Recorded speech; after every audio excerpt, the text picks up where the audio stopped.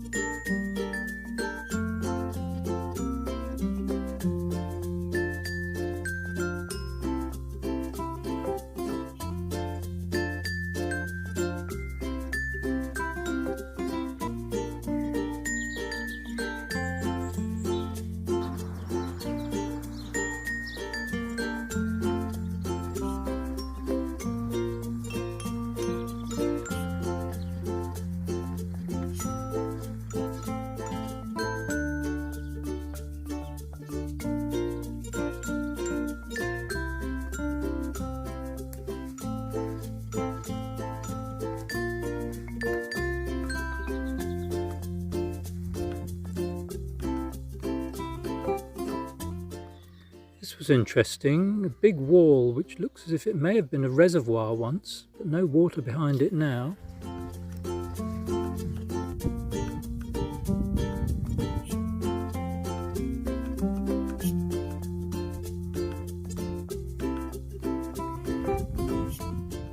The beacon ring had a really interesting feel to it. Some beautiful trees planted apparently in December 1953. Just before I was born.